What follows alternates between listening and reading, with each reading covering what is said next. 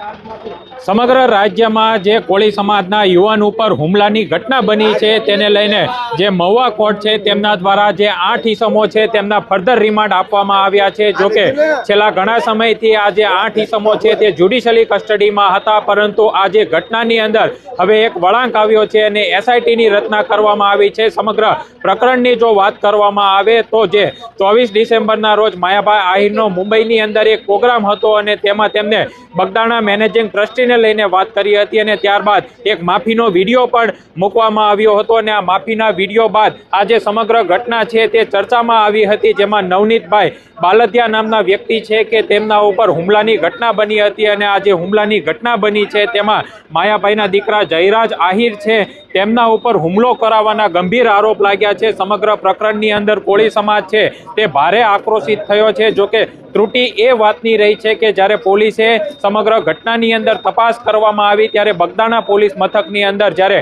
29 ડિસેમ્બરના રોજ ફરિયાદ દાખલ કરવામાં આવી હતી ત્યારે 8 અજાણ્યા ઈસમો છે તેમના વિરુદ્ધ ગુનો દાખલ કરવામાં આવ્યો હતો અને ત્યારબાદ આજે પ્રકરણની અંદર પોલીસ દ્વારા ઢીલી નીતિ રાખવામાં આવી હોય અથવા તો જે આ ઈસમો છે તેમને બચાવવાનો પ્રયાસ કરતી હોય તે પ્રકારના આક્ષેપો પોલીસ ઉપર થયા હતા અને ત્યારબાદ આ જે ઘટના છે તેમાં જે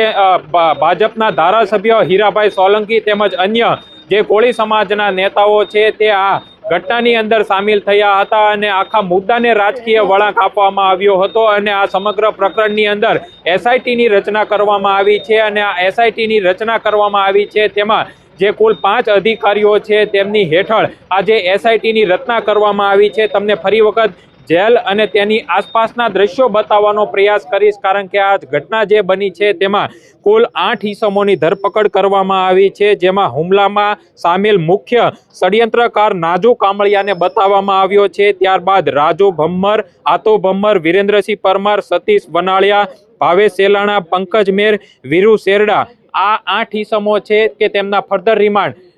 એસઆઈટી દ્વારા માંગવામાં આવ્યા છે, જેમાં આજે 3 દિવસના રિમાન્ડ છે તે મંજૂર થયા છે। આજે તમામ ઈસમો છે તે ભાવનગરની જ્યુડિશિયલી કસ્ટડીની અંદર બંધ છે, તેમનું હવે પોલીસ કસ્ટડીની અંદર 3 દિવસના રિમાન્ડ મંજૂર થયા છે, એટલે કે સોમવાર સુધીના તમામ ઈસમો છે તેમના રિમાન્ડ મંજૂર થયા છે। આ જે મુદ્દો છે તે સમગ્ર રાજ્યની અંદર ચર્ચાસ્પદ બન્યો છે, કારણ કે જે કોળી સમાજ તેમજ આજે ભોગ બનનાર પીડિત છે તેમનો એવો આક્ષેપ છે કે જે સમગ્ર હુમલો કરાવનાર વ્યક્તિ છે તે માયાભાઈ આહિરના દીકરા જયરાજ આહિર છે તેમના દ્વારા હુમલો કરાવવામાં આવ્યો છે। જોકે એસઆઈટીની જે તપાસ કરવામાં આવ્યા છે તેમાં સાયન્ટિફિક પુરાવા તેમજ અન્ય જે નિવેદનો નોંધવામાં આવ્યા છે અને આ સાથે જ જે નિવેદનો બાદ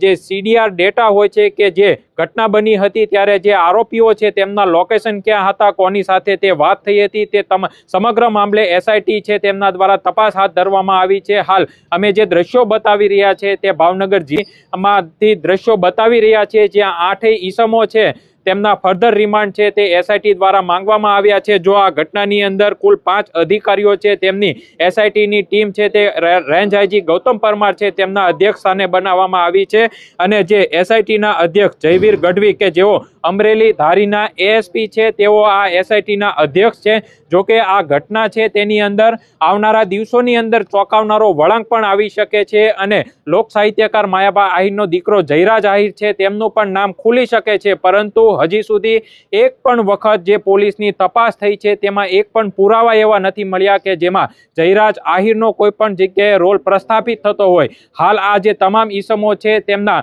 ફર્ધર રિમાન્ડ માંગવામાં આવ્યા છે અને આ જે પોલીસ છે તેમની તપાસ કરશે અને આ જે નવેસરથી તપાસ થશે તેમાં પોલીસ છે તે કેવા પુરાવા મેળવવાનો પ્રયાસ કરશે તેમજ અન્ય જે પુરાવા છે તેના આધારે આગળની તપાસ છે તે શરૂ કરવામાં આવશે। હાલ તો આ જે એસઆઈટીની ટીમ છે તે ભાવનગરના જિલ્લા જેલ ખાતે પહોંચી છે અને જે સમગ્ર આ જે ષડયંત્ર રચવામાં આવ્યું હતું તેની અંદર સામેલ જે 8 ઈસમો છે તેમને ભાવનગરની જે જિલ્લા જેલ છે ત્યાંથી તેઓનો કબજો લઈ અને જે એસઆઈટી છે તે સમગ્ર તપાસ કરશે, પરંતુ આ જે ઘટના બની છે તે ખૂબ જ ચર્ચાસ્પદ બની છે અને સમગ્ર રાજ્યની અંદર આજે ઘેરા પ્રત્યાઘાત પડ્યા છે। બગદાણાથી જે મોનપર ગામનો જે હાઈવે રોડ છે ત્યાં આજે નવનીત બાલદિયા નામના વ્યક્તિ છે તેમના ઉપર લાકડીઓ વડે હુમલો કરવામાં આવ્યો હતો અને તેના લાઈવ દ્રશ્યો પણ સામે આવ્યા હતા। ત્યારે હવે જોવાનું એ રહ્યું કે એસઆઈટીની જે તપાસ જે થવાની છે તેની અંદર આગળના દિવસોની અંદર શું બહાર આવે છે અને જયરાજ આહિરનો કોઈ રોલ સામે આવે છે કે નહીં તેના પર પણ સૌ લોકોની નજર છે। અને હાલ આજે ભાવનગર જિલ્લા જેલ ખાતે પોલીસના ચુસ્ત બંદોબસ્ત વચ્ચે આજે તમામ 8 ઈસમો છે જે અગાઉ અમે જણાવ્યું તેમના ફર્ધર રિમાન્ડ છે તે મંજૂર થયા છે અને આ તમામ ઈસમોનો કબજો લેવા માટે SITની ટીમ છે તે ભાવનગર જિલ્લા જેલ ખાતે પહોંચી છે।